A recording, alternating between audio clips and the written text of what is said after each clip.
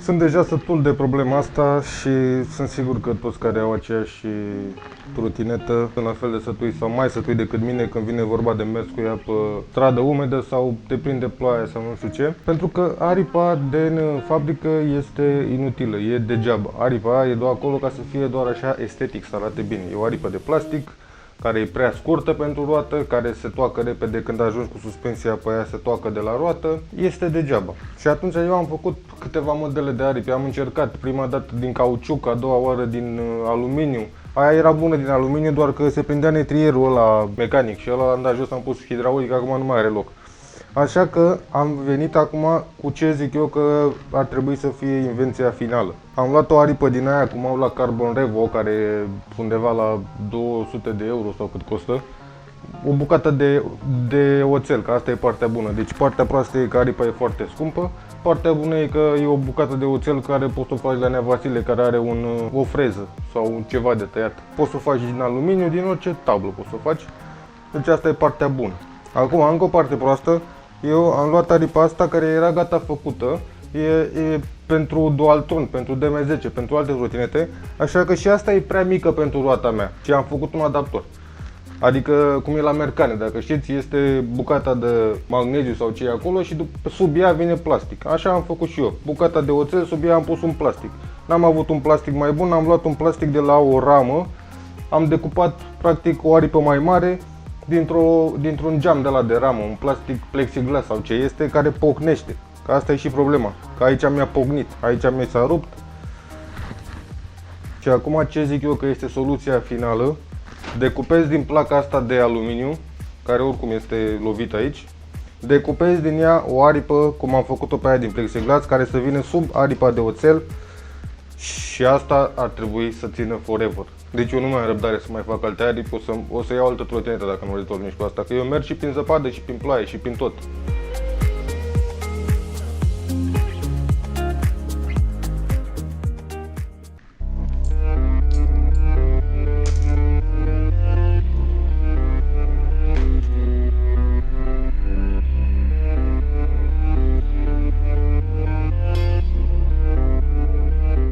Așa, deci am piesa asta și cu piesa asta.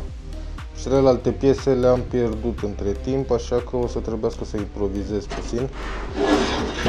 Că vreau să iasă exact la fel, mărimea era perfectă.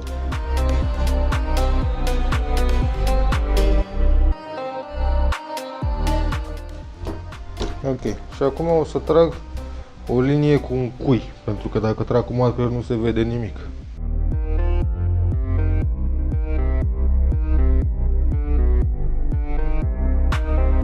Și a ieșit asta, care e destul de mare, dar așa vreau să fie. E foarte mare, dar așa vreau să fie ca să mă protejeze. Deci e de aici până, e aproape toată placa ei. Ia să văd, uite așa se vede mai mișto. Deci asta chiar o să acopere toată roata. Și acum am dus să o tai.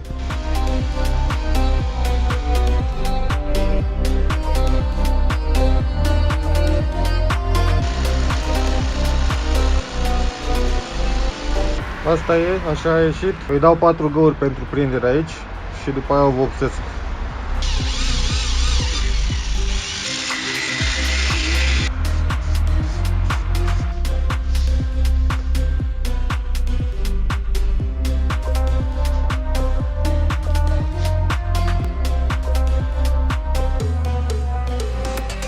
Gata.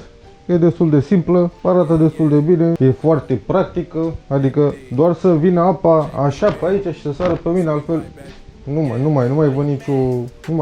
Asta e aripa, dă aripă, asta e the final aripă. N-am vrut să o fac din aluminiu pe toată pentru că știu cât de greu e de îndoit aluminiu și știu cât de fragil e, că odată îndoit la unghiul ăsta de aici se poate să se rupă sau să-mi păunească, să-mi cadă pe stradă și o pierd, așa? Ăsta e din oțel, ăsta e din aluminiu, ăsta e mai greu, ăsta e mai ușor, se balancează, perfect. Vă pun în descriere toate linkurile sunt vreo 3 modele de aripi făcute de chinezi, niciuna nu este pentru a proteja împotriva apei, sunt doar de design. Bine, e aia cu cutiuța aici care să zicem că ar funcționa, dar eu vreau, asta vreau eu, asta. De ce nu poate să facă de la început asta, să mă protejeze de apă?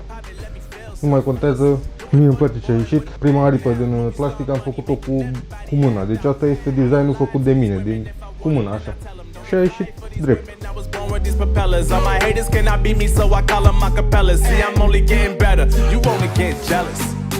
You know that I run it. Everything you wanna do, I already done it.